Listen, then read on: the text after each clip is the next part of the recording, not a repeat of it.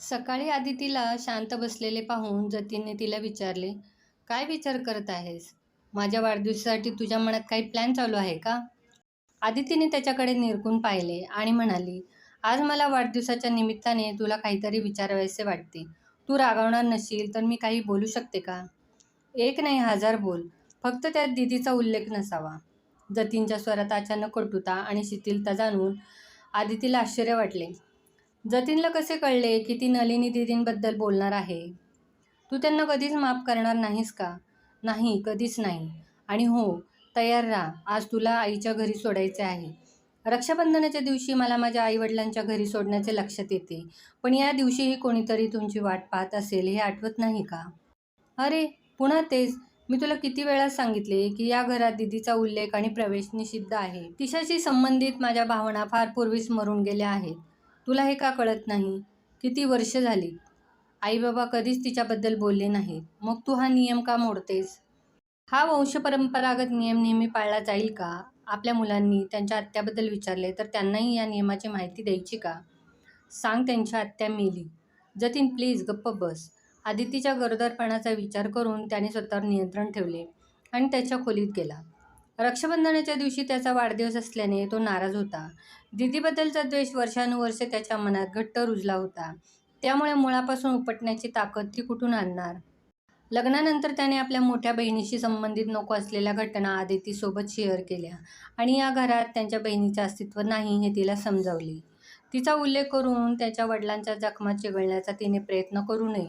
पण जेव्हापासून त्यांचे वडील हे जग सोडून गेले तेव्हापासून आदिती तिच्या नंदेला या घराशी जोडण्यासाठी संधी शोधत असायची. त्याने आणि त्याच्या आईवडिलांनी अनुभवलेल्या भूतकाळातील भीषणतेबद्दल तिला फारशी माहिती नाही. आज इच्छा नसतानाही भूतकाळाची पाने एक एक करून उघडू लागली. ही पाने फाडून फेकून द्यायची किती इच्छा होती, पण राग आणि संताप आणि सूड याच्या भक्कम गोंदने एकवटलेली ही पाने कशी फाटतील? त्याच्या डोळ्यासमोर भूतकाळाची पाने फडफडू लागली. त्याच्या आणि बहिणीच्या वयात सुमारे 11-12 वर्षाचा फरक होता.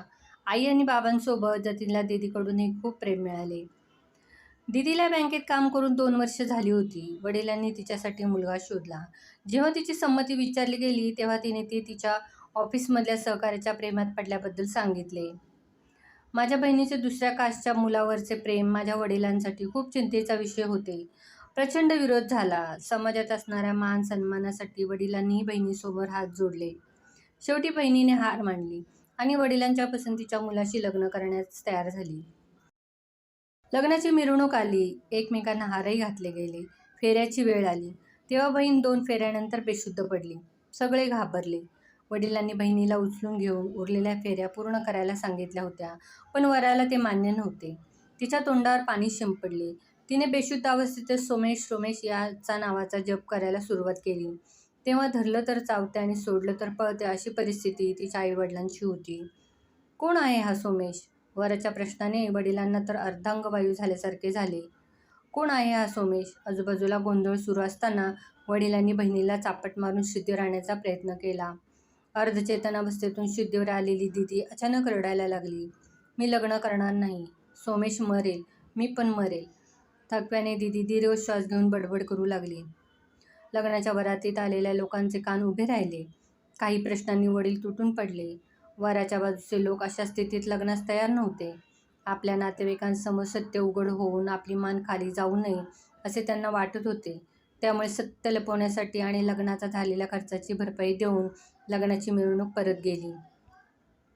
अनपेक्षित घटना पाहून नातेवाईकांमध्ये जोरदार चर्चा झाली.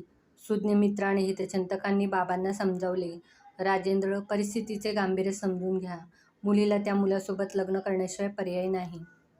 आईची अवस्था वाईट होती. ती खूप रडत होती. दीदीही सतत रडत होती आणि आपल्या बहिणीच्या अवस्थेने व्यथित झालेल्या आपल्या आईवडील आणि नातेवाईकांच्या उपासाने व्याकुळ होऊन एका कोपऱ्यात तो थरथरत कापत उभा होता. अचानक वडील उभे राहिले आणि जोरात म्हणाले, "सोमेशला फोन करा लगेच." बहिणीच्या मैत्रिणीच्या मदतीने सोमेशशी संपर्क साधला. मोठा मामा ताबडतोब गाडी घेऊन निघून गेला आणि सोमेशला घेऊन परत आल्यावर सोमेश वडिलांसमोर मान खाली घालून उभा राहिला. "तुला आत्ताच लतिकाशी लग्न करावे लागेल." हे समजता सर्वत्र खळबळ उडाली. मंत्राचे पठण सुरू झाले. तेव्हा माझ्या बहिणीच्या ओठावर एक थरथरणारे हास्य उमटले. ती तिथेच बसली होती. काका काकू, मामा आणि मामा ही एक शब्दही न उच्चारता लग्नाचे विधी करत राहिले. सोमेश आणि लतिकाच्या अनपेक्षित लग्नाची बातमी सोमेशच्या घरी पोहोचल्यावर त्याच्या घरातील सदस्यांनी अर्धवट लग्न सोहळ्याला हजेरी लावली. एक विचित्र शांतता होती. सकाळचा कार्यक्रम बाजूला ठेवून निरोपाची तयारी सुरू झाली. सोमेशचा मित्र टॅक्सी घेऊन आला. दीदीने सगळ्यांना मिठी मारली आणि अंगणातून दाराकडे निघाली तेव्हा अचानक वडिलांचा मोठा आवाज संपूर्ण अंगणात घुमला. थांब! आणि दीदी तिथेच पुतळ्यासारखी उभी राहिली. सगळ्यांच्या नजरा वडिलांवर खेळल्या होत्या. वडिलांच्या डोळ्यातून रागाचे अंगार फुटत होते. त्यांचा भाव अचानक विकृत झाला. मी माझ्या मुलीसाठी बनवलेले सर्व दागिने आणि कपडे सुपूर्द केल्यानंतर मी घोषित करतो की आजपासून आणि यापुढे माझा तिच्याशी कोणताही संपर्क राहणार नाही.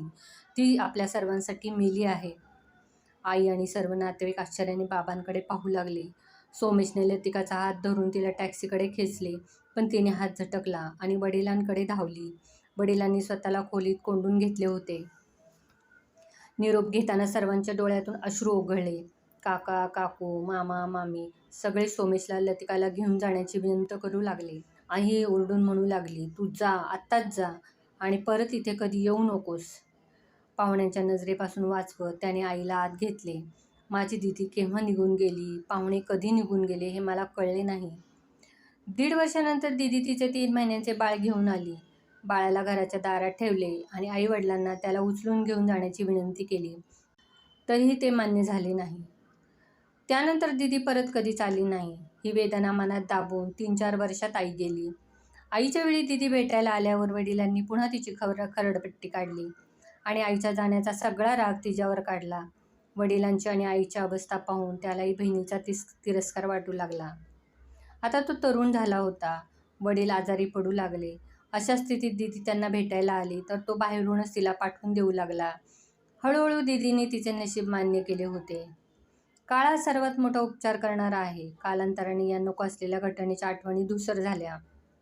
जवळपास 15 वर्षानंतर आपल्या बहिणीच्या लग्नाच्या कटू आठवणींना उजाळा न देता त्याने मोठ्या थाटामाटात आदितीशी लग्न केले. वडिलांच्या मनातील वेदना कमी झाल्या. लग्नानंतर 1.5 ते 2 वर्षात वडीलही निघून गेले. जेव्हा एखाद्याने लहान वयात इतके धक्के पाहिले असतील तर दोषींना माफ करणारे मन तो कुठून आणणार होता. आज आदितीला भूतकाळ विसरून पुढे जा असे म्हणणे सोपे आहे, पण इतके सोपे आहे का? जेव्हा आईवडील मुलीला माफ करू शकले नाहीत तेव्हा तिला माफ करून तो त्यांच्या नजरेत गुन्हेगार कसा बनू शकेल? त्याला आठवले, वडील गेले तेव्हा बहीण आल्यावर आदिती ढालीसारखी त्याच्यासमोर उभी राहिली आणि म्हणाली, बाबांची शपथ त्यांच्यासोबत गेली. तुम्ही मुलीचा हक्क हिरावून घेऊ शकत नाही. प्रसंगाचा नाजूकपणा पाहून तो गप्प राहिला. बहीण वडिलांच्या पायाला मिठी मारून माफी मागत राहिली. वडिलांच्या शेवटच्या जाण्याच्या वेळी तो आदितीला म्हणाला होता, मी परत येईल तेव्हा ही या घरात दिसायला नको. तो आदितीला म्हणाला असला तरी त्याने ते दीदीला सांगितले होते. त्या ही मध्ये स्वतःबद्दलचा द्वेष पाहून बहिणीला धक्काच बसला. तो परत आल्यावर आदितीने सांगितले की लतिका दीदी बराच वेळ वडिलांच्या खोलीत बसून राहिल्या. ती वेड्यासारखी एका खोलीतून दुसऱ्या खोलीत फिरत होती.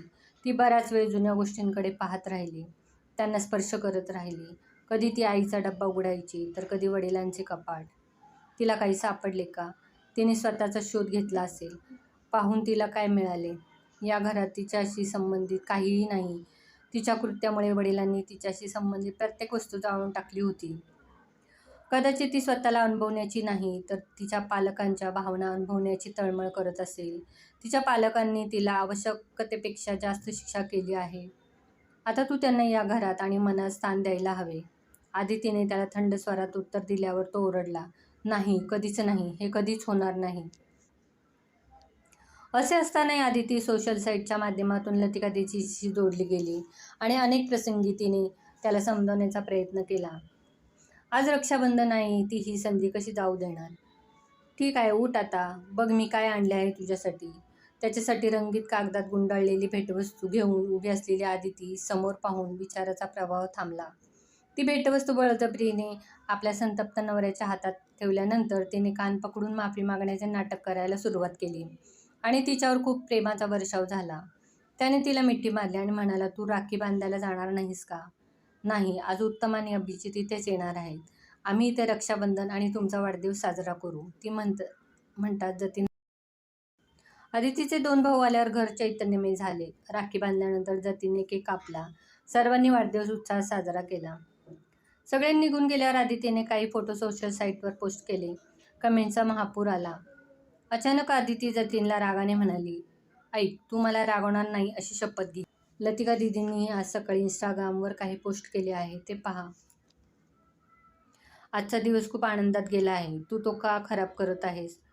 तुझ्या वाढदिवशी माझ्या आनंदासाठी तू इतके करू शकत नाहीस. अदिती अस्वस्थ झाली आणि तिने मोबाईल तिथेच सोडला. त्यामुळे रागाच्या भरात जतीने भावनेच्या आरी जाऊन तिचा मोबाईल उचलला आणि आपल्या बहिणीसोबतचा लहानपणीचा एकत्र फोटो पाहून त्याला धक्काच बसला. बहिणीच्या मांडीत छोटा जतीन. बहिणीच्या मांडीवर तो स्वतःच असल्यामुळे हा फोटो वाचला असावा. दीदीने एक लांबलचक पोस्ट लिहिली होती, जी इच्छा नसतानाही वाचत राहिला. ती पोस्ट एकदा, दोनदा आणि पुन्हा पुन्हा वाचत राहिला. जणू काही त्याला पडलेल्या प्रश्नाचे उत्तर सोडवण्याच्या प्रयत्नात पुन्हा पुन्हा वाचतोय. चित्राच्या खाली लिहिले होते, माझ्या धाकट्या भावाला वाढदिवसाच्या शुभेच्छा. दीदीने तिच्या इंस्टाग्राम स्टोरीमध्ये पुढे लिहिले होते, त्या दिवशी आईच्या पोटात दुखत होते. बाबा तिला दवाखान्यात घेऊन गेले. परत आल्यावर शेजारच्या आंटी हसल्या. त्यांनी विचारले, काय झाले? वडील म्हणाले, मुलगा, आणि घरात गेले. जतीनच्या डोळ्यात का कुणास ठाऊक ढग दिसू लागले. तो वाचत होता. शेजारच्या आंटींनी विचारले, जेव्हा तू तुझ्या लहान भावाला भेटशील तेव्हा त्याला काय भेट देशील? तेव्हा मी विचार केला, आईच्या विणकामाच्या पिशवीत ऊन होती. माझ्या भावासाठी विणकाम सुरू केले. ना मला स्वेटर विणायला येत होता. आंटीला विचारून उलट-सुलट टाके घेऊन मी तो स्वेटर विणला. योगायोगाने त्या दिवशी पाऊस पडला होता, त्यामुळे वातावरण थंड होते. स्वेटर घालताना आई भावूक झाली. मी तो छोटा स्वेटर विणला आहे यावर तिचा विश्वासच बसत नव्हता. मी तो विणला आहे यावर माझाही विश्वास कसा बसला नाही. त्या स्वेटरकडे बघून मी स्वतःशीच हसले. माझा विणलेला स्वेटर पाहून आई, मावशी आणि काकूही खूप हसल्या. सत्य हे होते की मी जे विणले होते तो स्वेटर अजिबात नव्हता. ते एक नाते होते जे मी रातोरात विणले होते. आज ही गोष्ट शेअर करताना मी सुद्धा आईप्रमाणे भावूक होत आहे आणि देवाला प्रार्थना करते की तू कुठेही असलास तरी सुखी, आनंदी आणि निरोगी राहा. एकीकडे आठवणींचा वर्षा होत होता आणि दुसरीकडे जतीनचे डोळे पाणावले होते. तेव्हा दारातून त्याच्या वागण्यावर नजर ठेवणारी अदिती धावत आली. त्याची अवस्था पाहून तीही रडली आणि म्हणाली, आजचा दिवस चांगला आहे. भाऊ बहिणीच्या नात्याचा पुनर्जन्म होऊ दे. दीदीने मला हा फोटो आणि हा स्वेटर मागितला होता. कधी? ज्या दिवशी बाबा गेले तेव्हा. जतीनने आपल्या भावनांवर नियंत्रण ठेवले होते. आदितीने मोबाईल त्याच्या दिशेने सरकवला आणि म्हणाली, हे घ्या, दीदीला फोन करा, त्यांना सांगा आम्ही येतोय. तो अजूनही संकोचपणे शून्यात पाहत होता. चल एकदा त्यांच्याशी बोलून पहा. माझ्याने होणार नाही, जतीन म्हणाला. तेव्हा आदितीच्या चेहऱ्यावरचा आशेचा किरण विझला. सरळ जाऊ, दीदीला वाटेत रसमलाई घेऊ, त्यांना आवडते. बाकी मला कोणाच्या आवडीनिवडी माहीत नाहीत. जतीन अचानक आदितीची नजर टाळत बोलला. तिने त्याला मिठी मारली. ओ जतीन, आय लव्ह यू, म्हणत ती जाण्यासाठी तयार होऊ लागली. आज इतक्या वर्षानंतर मनात साठलेले मळप दूर होईल, तुटलेले दुवे जोडले जातील, या विचारानेच आदिती खूप खुश होती.